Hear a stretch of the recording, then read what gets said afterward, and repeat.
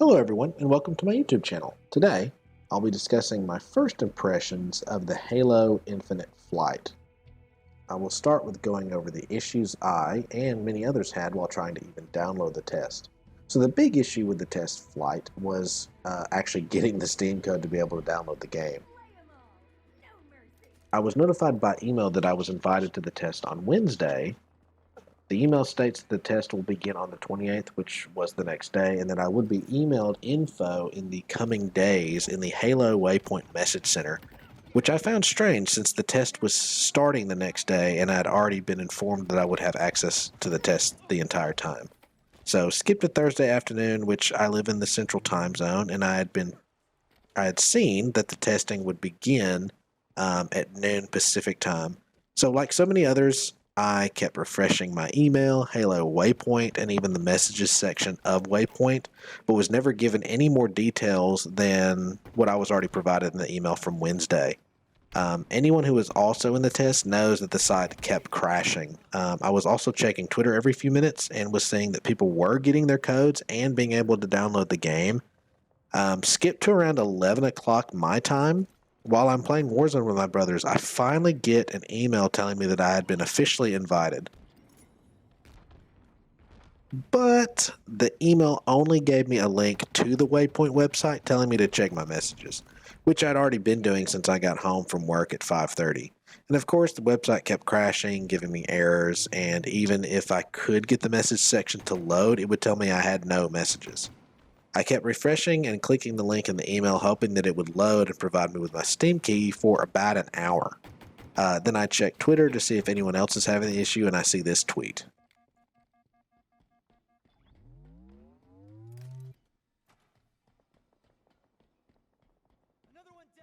I followed the tweet's instructions, and I finally got my code. I add it to Steam and start downloading. I have a pretty good internet connection, so I was able to boot up the game in about 20 minutes. The game loads, and I have to allow it through my firewall, and the screen just stays black for about 5 minutes. I then force close the game and launch it again. This time, I wait about 3 minutes, and the loading screen music comes on, so I know that it's going to boot up this time. Once I was in, I messed around with the customization options for my Spartan, checked out the Battle Pass rewards, and checked out the shop. I first tried the weapon drills just to see how the guns felt, and I have to say that they felt pretty good. I tried out most of the weapons except the ones lower on the list.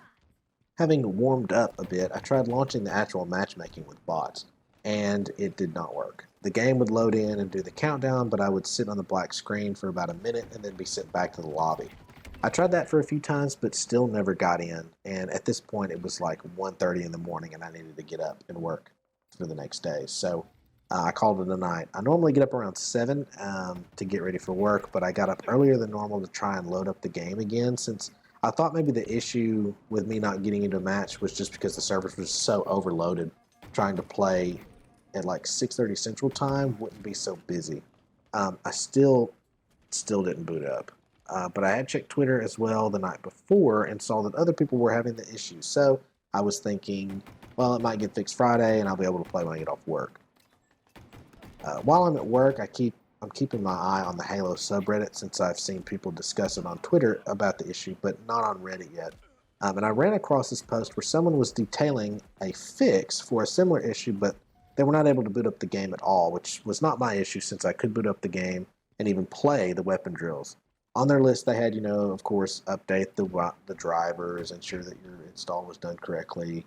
If not, delete it, reinstall it, that type of stuff. But at the very bottom of their list, and it mentioned that to make sure that you had the game installed on the C drive of your computer. I have an external F drive that I install my games on since the only thing on my PC that I have not upgraded is my memory. I connect to the PC with Parsec from work, and I delete and reinstall the game, making sure that it's on the C drive. Once that was done, I boot up the game and it loads me into a match. Of course, I left the game after running around, making sure it worked before leaving since I was, at work. My advice on this issue is definitely next time a flight goes out, send people the code by email. I know that they were also testing the viability of the Waypoint website, but when you invite a whole bunch of people to test the things you need help with testing, and half of those people can't even get to the point where they are able to download the game, then maybe we need to reevaluate how testers are getting the needed information. So over the weekend, I played about 10 hours, and here are my thoughts and opinions on everything 343 wanted feedback on. Firstly, they wanted to know what we felt about the maps and the graphics. During the flight, there were 3 maps available, and the maps were added over time to the test. So at first, you had Live Fire, then Recharge the next day, and then Bazaar the day after that. Now, I had several issues loading into some of the maps. The first time actually playing, I could not get into a match that was on Live Fire. Earlier, I detailed, my issues with loading into matches that I believe were resolved by reinstalling the game on the C drive. But I did continue to have that issue throughout the test. And whenever I tried to load into Live Fire, I would sit at the loading screen forever and then have an error message telling me I was kicked out of the match for inactivity. I could only reliably load into Recharge. Bazaar, I never even got to play except for once during the 1 hour we had access to the actual PvP mode on Sunday. But I did really like Recharge, and since I played it the most, it definitely became my favorite during the test. I liked it. There were several levels of play, as in there were high grounds and positions of power that helped add a strategic level of play. Most spots where you could shoot enemies from across the map had little nooks and corridors that you could escape to if you started losing the firefight, allowing you to regroup and come back. For Live Fire, I played it some, but really not enough to have an opinion about it. It just seems like a pretty basic 3-lane map. As for Bazaar, I only played it once. I can only say that the art assets look cool, but I have really nothing else to add other than that. Overall, I felt the maps are a good start. But when you think of Halo multiplayer, what do you imagine?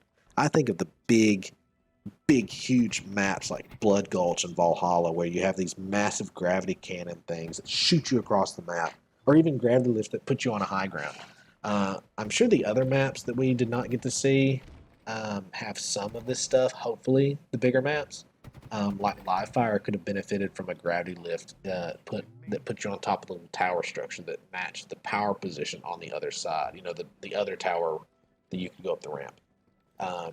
Moving on to the graphics now, I'm not sure if it's somehow my system or if it's something else. And you won't be able to see this very well on video because I do downscale my output in OBS, but I play it on a 1440p monitor and I could not get the game to stop looking fuzzy. Maybe fuzzy isn't the right word, but it's more like there was a grainy film over the graphics. I tried messing with the graphics quality and just couldn't seem to get it to go away. What it looks like is, even though it says it's using 1440 resolution and the rear scale is set to 100%, it still looked like it was upscaling past, 1080 or 720 or something. It just had that grainy kind of stretched look to it. But they must have pushed out an update sometime Friday, because Saturday, when I played Saturday and Sunday, that was pretty much gone, and it looked good after that. Okay, next thing they wanted input on was the gameplay and the bots.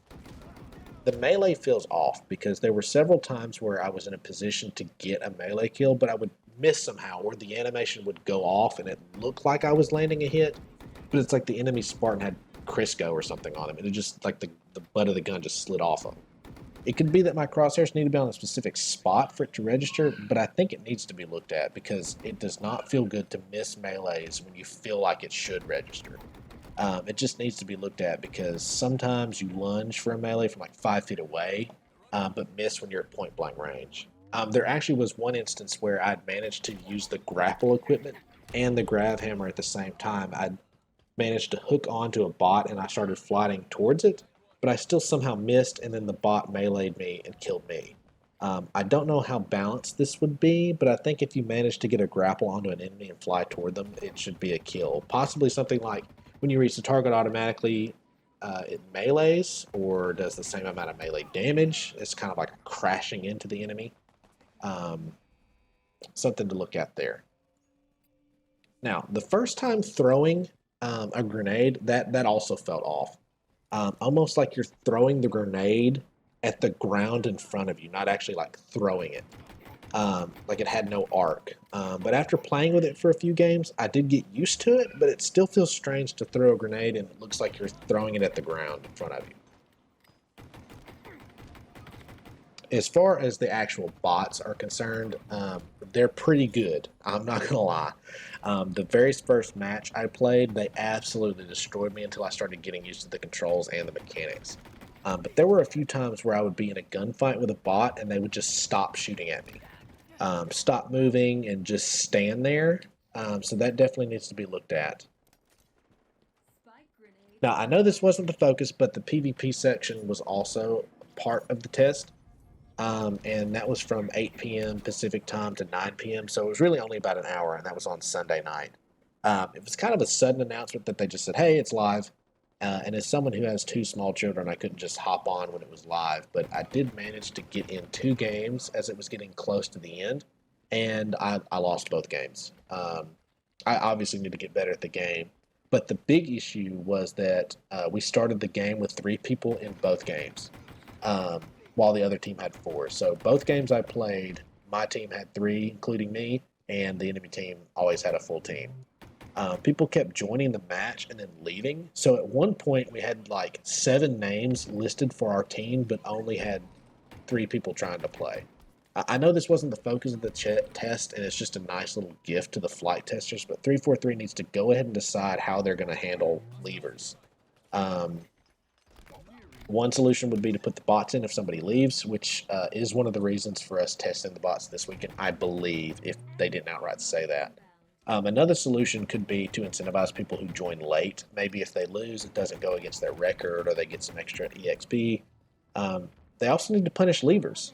It can't be something severe, like taking anything away from them, but because sometimes, server issues happen, leave. Like I said, I have 2 small children. Sometimes I got to take care of them, and I just go ahead and leave the match. So it can't be severe, but it does have to have. There needs to be a punishment or some type of repercussion for leaving. I think League of Legends has a pretty good system where if you keep leaving, you can't queue up for a few minutes, and then eventually I think it grows to like you can't queue up for like a whole day if you keep doing it. So that's something that they could probably think about. I don't know if they want community feedback on that aspect of it. They may have already made up their mind. It's just not live yet. But moving on. So the weapon drills, they also wanted to test those. Like I said earlier in the video, the weapon drills, they're pretty good. They're very good for practicing your aim and using the available weapons. And you can use that to help kind of determine what type of weapons you have a natural affinity for, and maybe which ones to go for on the map. I also want to mention, just as a side note here, the little aside, the needler needs work. They need to up the color on the actual needles because I just could not see them. And I'm not colorblind or anything like that. I don't have any type of color blindness to where it makes it hard. It's just really hard to see. They're like small and a light pink, and they kind of blend into the whole map. There were some times where like I would shoot at somebody with the needler and it would just absolutely decimate them, and then other times I felt like I was shooting at them for like 10 seconds with the needler and then reloading and then shooting at them again, and it like still wasn't connecting because I don't know, I just couldn't tell where the needles were going. I don't know, it was just very strange, but it definitely needs to be looked at. My suggestion would be to either make them bigger or up the color on them, make them a little bit more vibrant. But back to the weapon drills. I'm not sure what the plan is, but currently the way the weapon drills work is there are 3 levels for each weapon where you earn up to 3 stars per drill. The drills do get harder, and when I mean harder, I only mean that the bots you're shooting at move right to left or crouch behind structures. And as I said earlier, it's not like I'm some amazing Halo player, but I was easily getting 3 stars on the highest difficulty. It just wasn't that difficult. I think where it's at right now is all fine and good, but I think they could really make these weapon drills better by adding courses. Similar to how like Modern Warfare Warzone has trials, where you essentially are running through a maze with different targets and you have a time limit to clear the course. That would also give the art team maybe a place where they could kind of cut loose and make a small trial map with really cool architecture and maybe stuff from the game, from the campaign, stuff like that. Because right now it's really just kind of like a bland shooting range. Another thing that I think would be cool is having like a weapon versus vehicles trial. hit show where it pits a man versus a car. where you would essentially take the old noob tubes and just shoot at banshees as they're flying around the sky. Or maybe even have yourself up on a high ground type structure and shoot downward at speeding warthogs. Maybe they're like on a course, and you shoot down at them and blow them up. That's part of the trial. You could even expand this into vehicle specific courses. Maybe there's like a warthog race, similar to the final mission of Halo 3, or flying on a Banshee through rings and collecting stuff like, Spyro the Dragon flying trials that they had in that game. Heck, they could even put a leaderboard on there somehow. So that would be my suggested improvements for the weapon drills. Next, onto the Battle Pass and the menu UI. Looking over the Battle Pass system, it seems to be just pretty much run of the mill. I didn't see many issues with it. It was just a standard Battle Pass UI, except that it seems that you don't get Battle Pass experience from just playing matches, only from completing challenges. Depending on how often you're given these challenges, I'm not sure if it's daily, weekly, or whatever. It could time gate your progress on the Battle Pass, which wouldn't necessarily feel good. I feel like that would just push you to buy Battle Pass levels. And that could be the goal, but right now, it doesn't feel good to be forced into spending money. I know it's a free-to-play game, but, when it's free-to-play, you don't want to feel like you have to spend money. Now, the shop, on the other hand, that has huge problems. When you start to inspect items, especially the weapon skins, you select it to preview it, and the pack has like 3 weapon skins. You can only view one of them. Also, the shop needs a back button somewhere on the screen that you can click. You can press the escape key to go back, but from someone who uses like a gamepad, I have to take my hand off the gamepad and go up to my keyboard and click the escape key. And I know that's a unique situation. It only affects a handful of people, but I think everybody could benefit from having a back button on the UI somewhere that you can actually click. The other big issue that I've seen myself and seen other people post about is that on PC, it won't save your key bindings or even sometimes your sensitivity settings. I'll set my sensitivity to a specific value only to have it reset when I load it to a match. Some people even reported the game crashing anytime they were changing a bind, which I also had an issue, but I'll get to that in a few seconds. Those issues should be a priority. I think it was fixed maybe sometime in the middle because it stopped happening so often, but it did continue to happen throughout the flight. That could be that maybe they were getting reset every time like a new update came out, because the test flight was updated pretty frequently during the testing, I guess, to add the new maps in as they came in. So it could be that maybe whenever you had a new version of the game, your keybinds got reset. So that's something that's going to be looked at. It was especially frustrating to have my field of view put all the way down to 70, which strangely isn't even the default. It's actually way zoomed in. Because I think the default's maybe like 85 or 90. I'm not sure. I play at 120 FOV, so I have no idea. But, to go into a match and it go all the way down to like really claustrophobic and like your gun takes up half the screen, you definitely got to be able to stretch that out and keep that setting the same. When I was trying to set up the key bindings it did crash for me, but only crashed whenever I tried to change the push to talk bind. So it just kept crashing every time I tried to change it. And I did it like 3 or 4 times just to make sure that was the reason. And so it would let me change my keybinds, and I'd go all the way down to push to talk. I'd change that, it would crash. And then I'd load up the game again, go down to push to talk, change that, crash. So I was pretty confident that is the issue that's causing it to crash. So something about the push to talk, changing that bind somehow crashes your game. On to my final thoughts. Listen, I think the game, as far as gameplay, is at a really good place, and I feel confident they will be able to resolve a lot of these issues with the game before the official launch. But I would be lying if I didn't say that at this point, I feel like it should be much further along.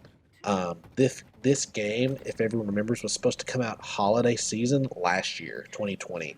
Not to mention that this has also been in development for the last 5 years with a budget rumored to be of $500 million.